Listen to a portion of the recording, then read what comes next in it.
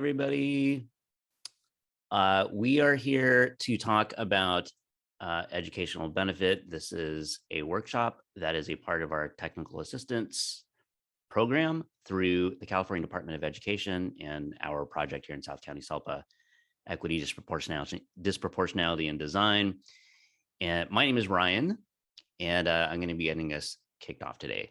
I know that we've all just arrived here. It's somewhat early. It's Thursday, fourth day in what is probably a long week for many people. So let me just check in here and just see. Give me a thumbs up if you are ready to get this thing started.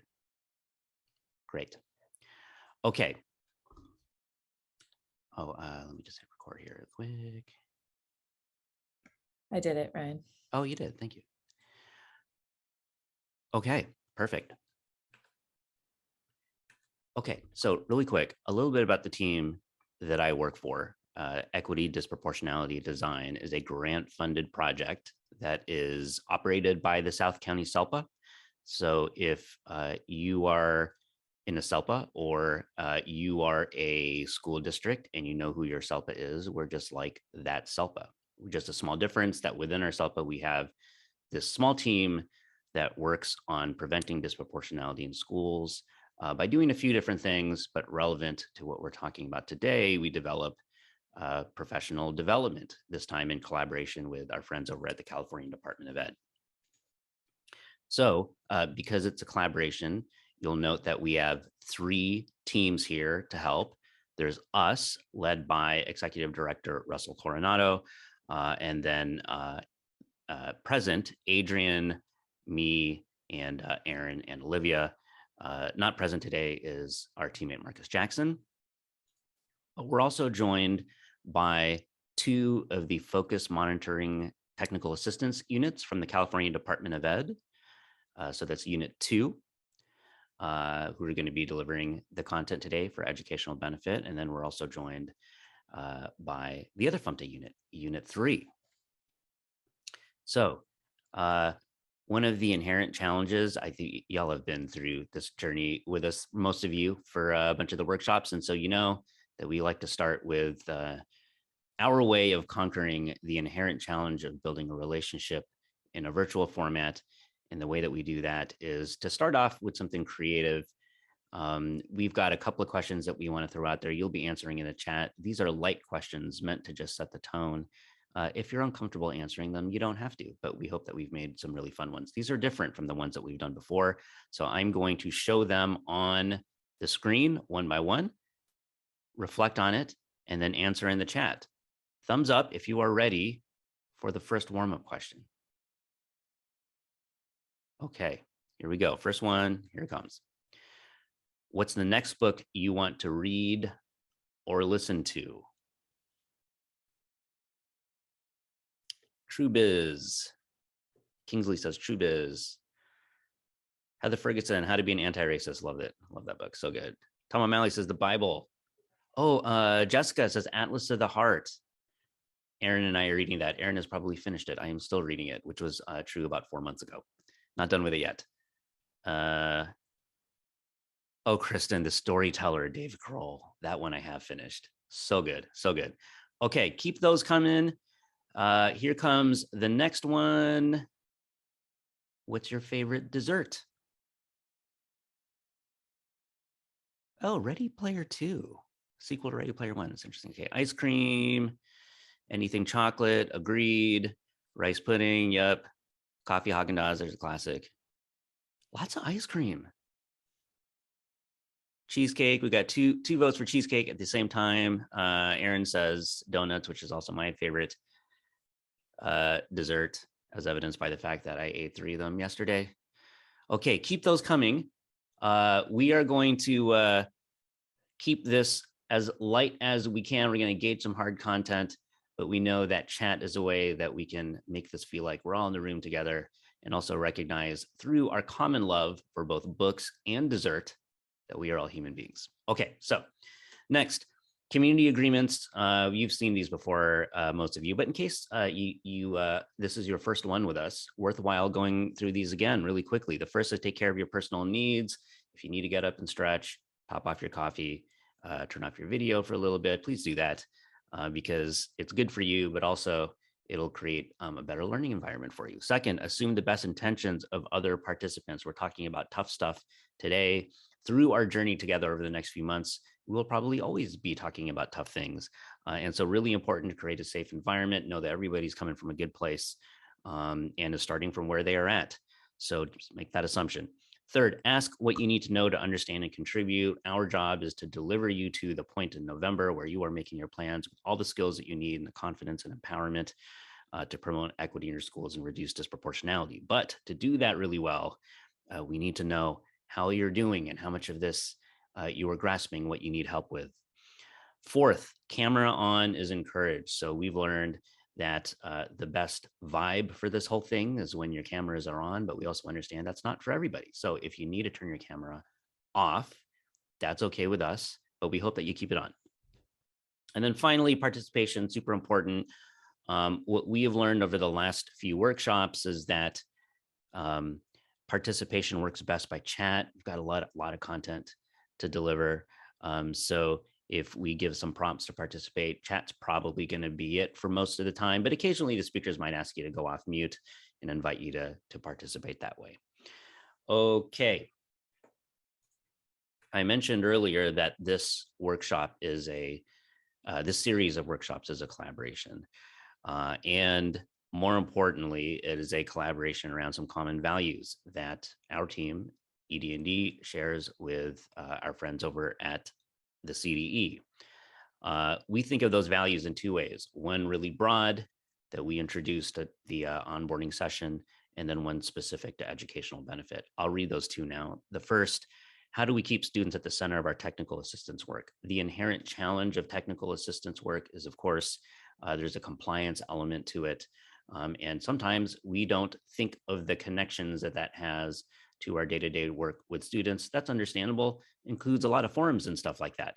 But there is a connection there, and we strive to help make that connection for you and with you and keep that at the forefront, because it's all about creating a positive experience for students, even when it comes to compliance. And then specific to our time together today, big picture for educational benefit, our shared value with CDE is how do we connect each step of the IEP process so it leads to academic, behavioral, and social progress. I think one of the greatest examples of forms meeting good for kids is the IEP itself. We've done hundreds and hundreds and hundreds of these. We all have.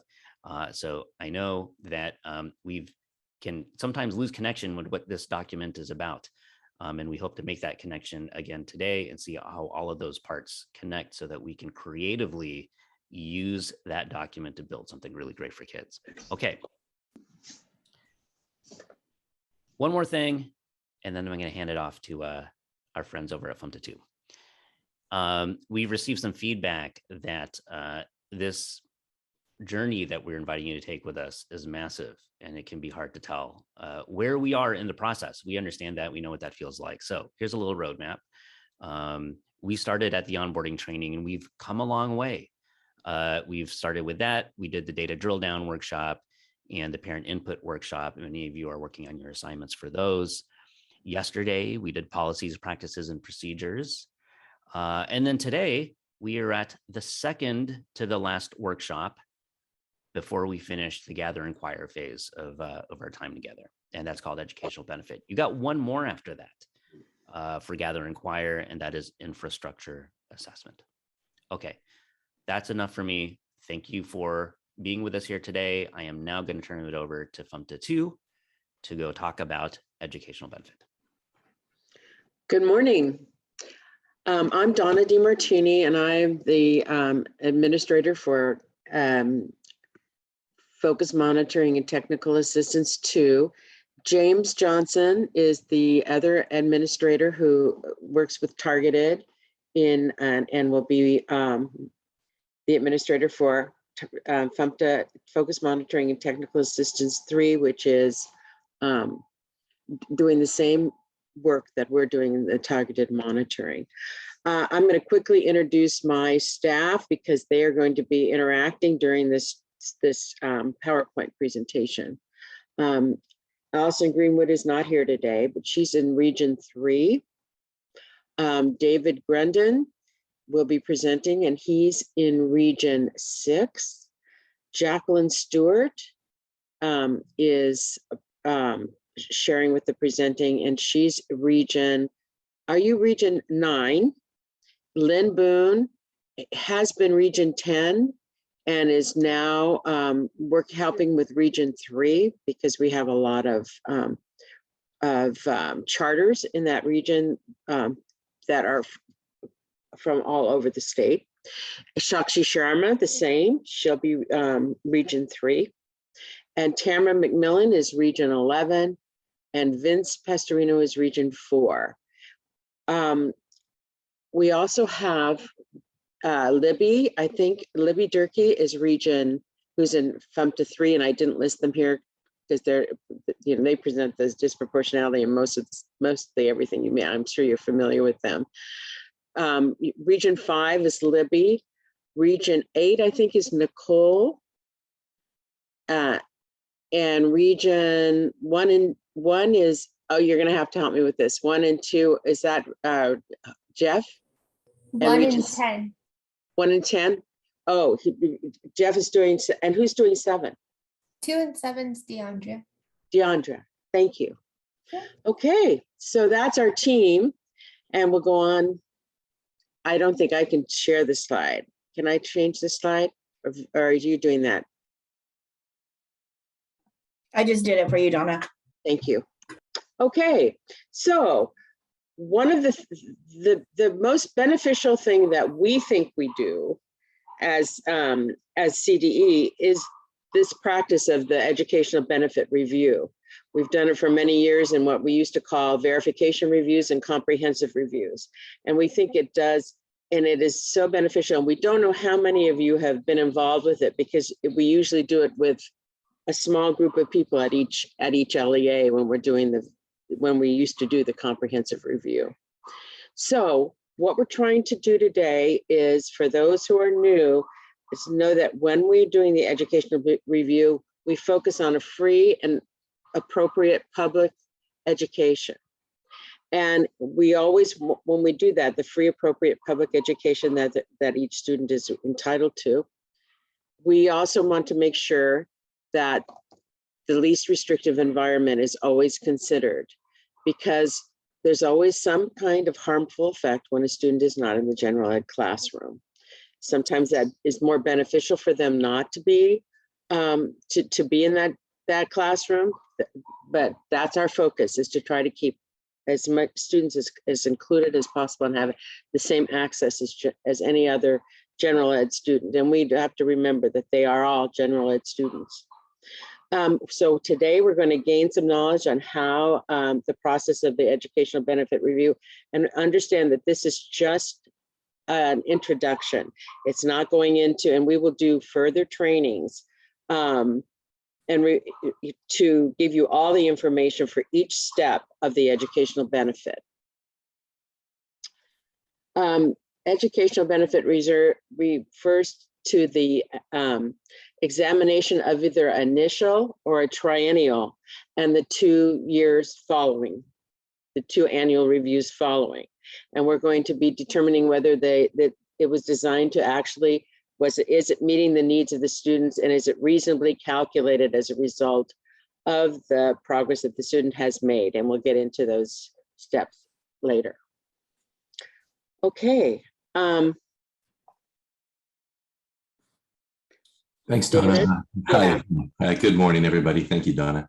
I'm just going to continue on with the overview, and we'll talk about the term Donna brought up, the FAPE, Free Appropriate Public Education. FAPE is a result of legislation back in the 70s and has continued on, reworked through Congress.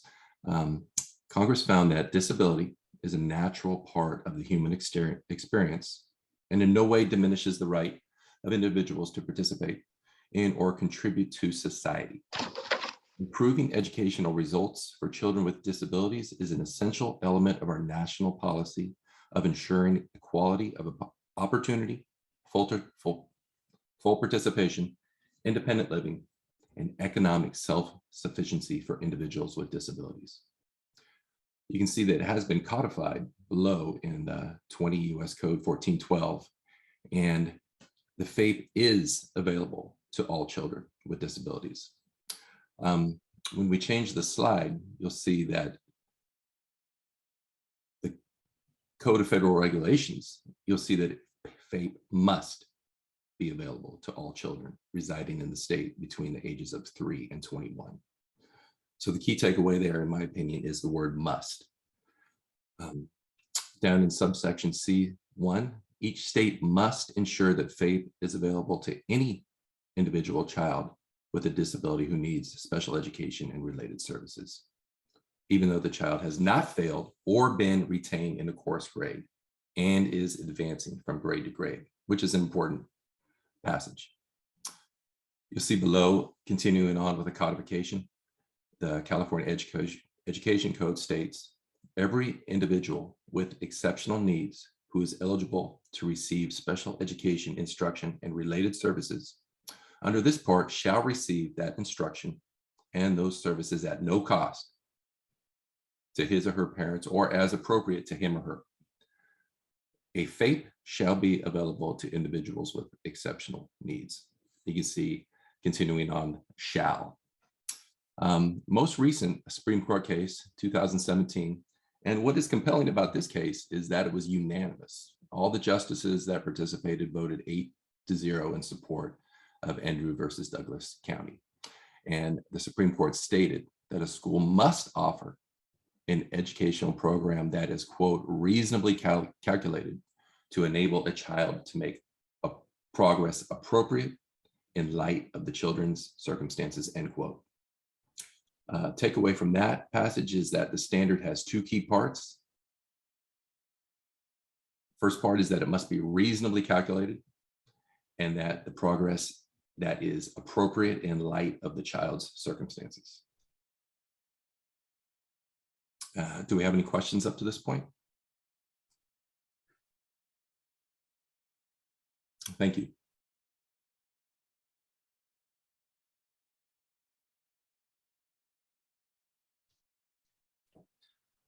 Sorry, I got muted. Tamara, we'll go take it from here. Thanks, Tamara. Tamara, are you on mute? There you go. So why do an educational benefit review? Some of the reasons that LEAs find this helpful is because it can improve student outcomes. It can also help your LEA practices and identify the process that's happening in each IEP. It can provide training to your staff. For some examples is you could see where there's deficits and weaknesses and then go ahead and provide the training to strengthen those areas up, which it goes to the next bullet point, which is identify weaknesses. It'll going through the process will show you where there's systematic and possibly even academic delivery weaknesses that could be a little beefed up to provide more success for the students that you're serving. And it provides a tool to engage multiple staff within the LEA to work together to accomplish all those goals above.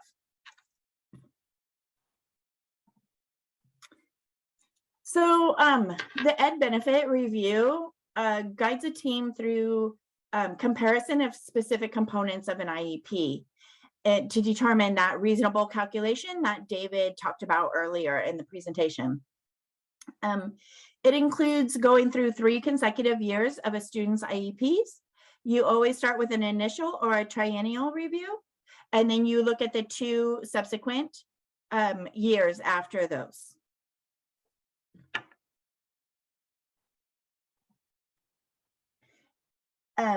So looking at the reasonably calculated IEP can result, the results can be measured by demonstrating appropriate progress towards those IEP goals that are set up during the meeting, improve scores on district and state assessments, make progress towards those grade level standards that we're all hoping kids reach, finding a previous area of need that's no longer necessary. When you reassess, you can find out that that student no longer has a need for those services, or graduating with a diploma. Educational benefit must be considered on a case-by-case basis by the IEP team. It's important to remember that no two IEPs should be alike and no two students are alike.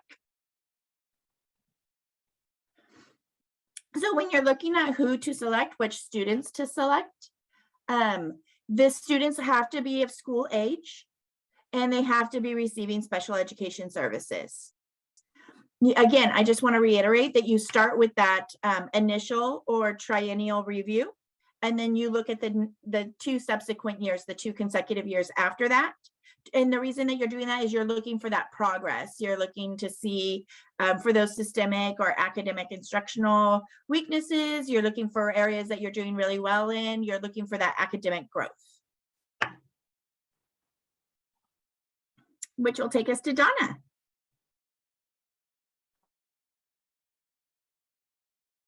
You're on mute, Donna. Sorry, I missed. The next step is, well, we're about to discuss the 6 steps that we take in order to complete an educational benefit review. And there's only 5 spots here because the first includes 2 of them. First, the assessment. You review the assessment plan and the assessments and make sure that all of the needs were determined in the assessment plan. Then you look at the present levels of performance and compare the results of the assessment plans, the present levels of performance.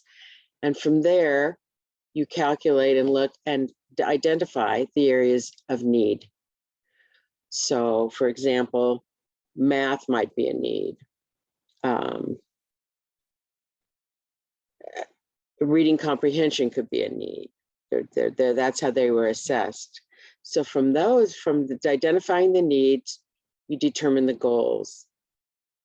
And it's important to get the baseline and everything that is included from the areas of need, what you found, and go ahead and develop those goals. And this all takes place in the IEP team, in the IEP meeting. Okay, the next step is to, from those goals that have been written, you look at the services and what services does the student need in order to achieve those goals. It's important that after you've provided all this information, that you review the progress, and it's during every report card period, at least, or when you see that a child might be having some difficulty or they're making significant progress, you look at that and you review the progress. During the educational benefit, you're reviewing the notes on that progress and making sure that the student is in line making progress and that they have determined that there is progress. If there is not any progress, that the goals have been changed or adjusted according to, you would reconvene and the IEP team. So I think I've covered that. I was awfully fast, but here we go. We're going to go through it real quickly, each step. So as we know, it's 3 consecutive years, beginning with an initial or a triennial IEP. And then you're reviewing the assessment based on the assessment plan, and you check to ensure that the assessment plan includes all of the areas of suspected disability. It's important, and I didn't mention that earlier. That's the important part, is to make sure that that they are assessed on any suspected disability. Step 2, identify the present levels of achievement, and this is everything that's included in the present levels in the IEP. You review that, and any kind of informal instruction, informal assessment or progress that you can determine from observable behavior in the classroom. Step 3, identify the needs based on assessments and present levels. I think I said that. Okay. On step 4, you identify all of the needs. So after you've assessed and you've looked at the present levels, and you pull all this together with what does the student need, and that's how you determine from the needs, you identify the goals that you're going to be providing. Okay. And then what services will support those goals.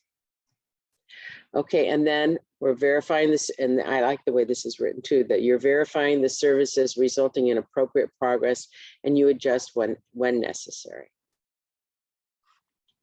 Okay, so we're going to ask for any questions after this, but we'll check for understanding what is the starting point for an educational benefit review. Where do you start? Somebody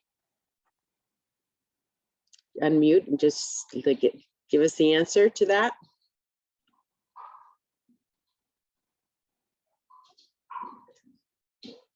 Okay, I'm going to ask one of my consultants then, if we can. Let's ask what? Assessment. Okay, thank you. Well, you're starting with assessment, yes, and we start with the assessment on an initial or a try, correct? Thank you. Thank you for answering the question. What is one reason to conduct an educational benefit review?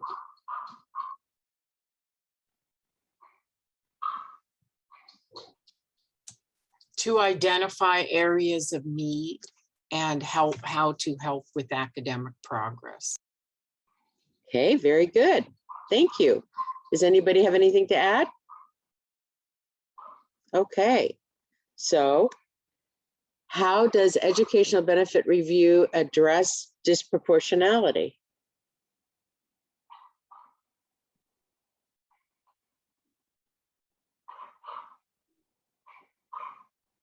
I would Go say, ahead, Carolyn. oh, sure. I would say that when you're evaluating least restrictive environment, you're always considering whether or not a student can be served with accommodations in gen ed, and sometimes exited entirely from special education and supported in gen ed, which would ultimately reduce disproportionality. Okay, that's looking at the data also, right? That's great. Thank you.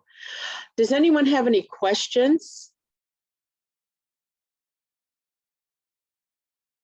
Any clarifying?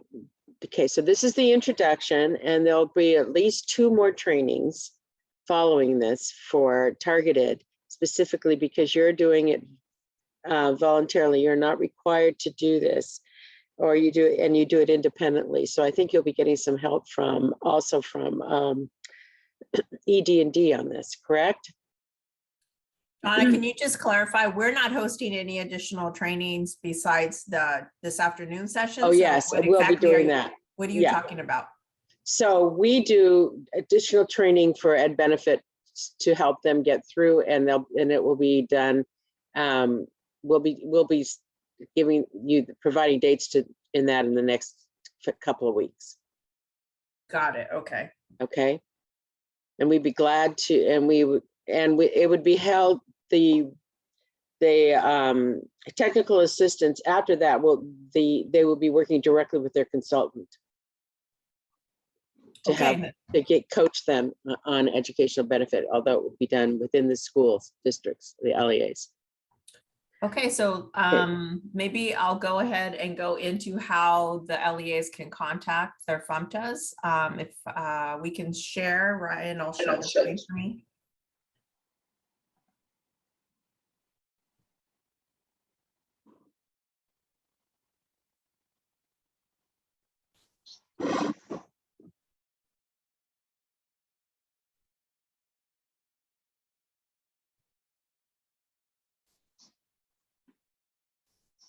Okay, wonderful. So what comes next? If you can make that a little bit bigger, Ryan, that'd be great.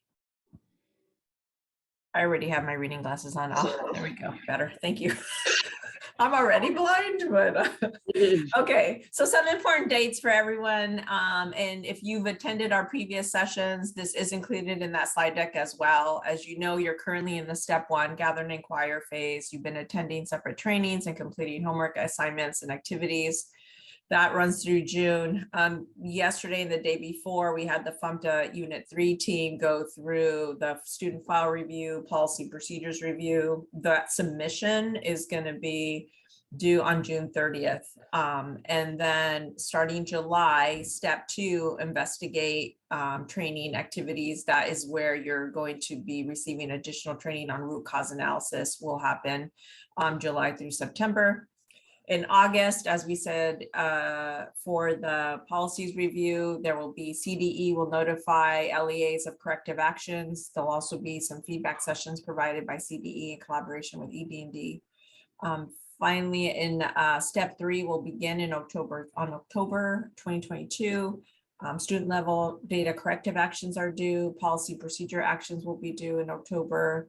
And then November 1st is going to be a date for the compliance and improvement monitoring plan. As of today, we have still not been told if there is a template. As soon as we gather more information from the appropriate people at the California Department of Ed, we will relay that information to all of you. We are offering some makeup sessions for any sessions that you missed, data drill down, parent input. The next session that's optional for attendance but encourages infrastructure assessment that will happen next week. We will also have a makeup session for the policies, practices, and procedures. And then we will have a question and answer session with CDE regarding policies, practices, and procedures. If you would like to have a coaching session with any member of the ED&D team, please contact Adrienne Bautista, our program clerk. Her email is there included in this slide. And in the next slide, I'm gonna refer to the emails for all the FMTAs. You can contact them by your region. If you go to the next slide, Ryan. Oh, okay, I'll do the quote first. It's okay. I forgot the order. Okay, so today we talked about educational benefit. And as Donna said, CDE will be providing additional training regarding how do you determine educational benefit for your students. This quote, which says, progress is impossible without change, and those who cannot change their minds cannot change anything. So as we've talked about this technical assistance process, part of what makes it difficult is just the amount of reflection that is required in order to really analyze, what's going on in our educational systems. We always mean to do well and right by our students and families, but sometimes unintentionally, we may not be doing that. So we just encourage you to have an open mind, so that you are able to, if you identify, non-compliant items as you do your file reviews, or you identify errors in your system that you didn't know were there, that, the power in that is being able to move forward and create better systems for your students and families. We want to acknowledge that our project is funded by the California Department of Education, and we're grateful for the opportunity to collaborate with CDE and the FMTA units during this technical assistance process.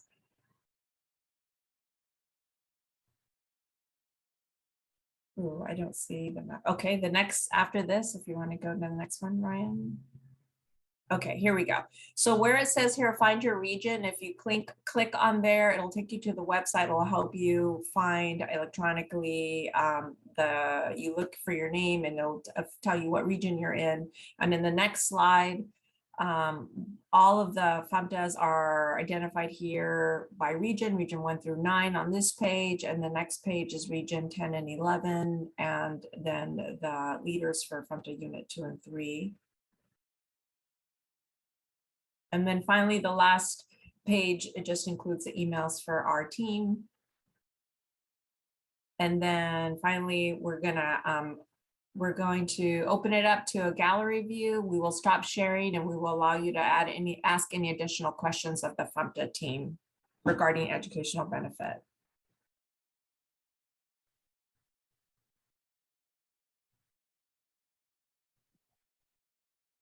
If you have a question, you can either unmute or you can raise your hand and we can call on you. I know Kimberly had a question before. I'm not sure that it got answered. Can we just check in with her? Yeah, it didn't get answered. I was just trying to click on the map. So my question is that to do the educational benefit review, I'm wondering, should we try to conduct that now with staff, or should we do it in the fall with staff? That's up to you. We would like for you to do it now because I think you would gain a lot of information to gather for your disproportionality, but it's up to you. It's optional and you can do it at what you wish. But we're here to help you at any time. And if you'd like to do it in September, we will provide you with support at that time also. Okay, thank you. Any additional questions? Oh, it looks like Carolyn has a question. Go ahead, Carolyn. Yes, thank you. I was looking at the event that's happening in June, disproportionality review submission that's due. Is there a template for that? I mean, how are we submitting our information? to Libby, if you're in the audience, I don't see you, but can you answer that since you did the presentation with your team? Yeah, definitely. you. So it is all within SECMAS. It's a special education compliance monitoring system. It's all online. So you'll get a pin this week from SECMAS, and that will be sent to special ed directors, SELPA directors, and superintendents. So if you're not one of those, check in with that person. And you can click that link and log in, and you'll be able to do all the reviews on there. Great, thank you. So it's something that we haven't received yet, sounds like. Correct. I'm actually sending that out today. So you should receive it today. And it's called SECMAS? Yes, SECMAS, and it will be titled a PIN email. Great, thanks so much. Definitely. Just to make sure, Carolyn, were you able to attend the policies, procedures, and practices and procedures event? Great question. I've attended 2 or 3 and I need to look. Okay, that was yesterday. And so, okay. And then the day before as well. We highly, there's another one coming up on May 10th. It is a required training because it will walk you through, if you did not attend it, how exactly to fill in those pieces. So you're not getting this information and trying to, figure out all of those things. So that training goes along with how you're going to use the login and the PIN. Okay, great. And then the question and answer on May 10th, is that supplemental for that training, or is that another optional training in that area? It's a supplemental. So if you get into the system or you have further questions about that system, the CDE team will be there to answer those questions regarding that process, but it won't be the entire training. Okay, and just to clarify, that particular training is required for targeted level 2? Yes. Okay, thanks so much. Yeah. Hard to keep it all straight. I'm No, trying. I know. I just, with that question, I was like, oh, I wonder if she attended that training. So I want to make sure you and anybody else out there who's like, what are they talking about, knows that is a very important training to attend. Just wondering who can I email individually to check if I have completed. There's so many names, trainings, all that. I feel like Carolyn. So I'm not sure if I have completed all or not. I mean, I'm a little lost in here, and there's so much information coming through, which we appreciate, but so much. Trisha, yeah, I'm going to recommend you you email our program clerk, Adrian Bautista. Adrian, if you're on the call, could you drop your email in the chat? If you email her, then she will be able to tell you what sessions you've attended, what homework you've attended. Yeah, and then we could direct you from there. Okay. Thank you. That's not great. a problem. Thank you. Yeah. I'm looking, I don't see any other raised hands. Is there anybody who wants to unmute and ask a question?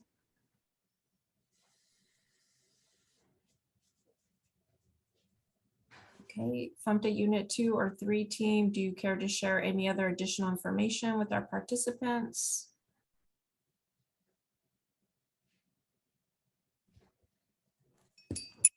Thank you very much. And the consultants are available if you have any questions.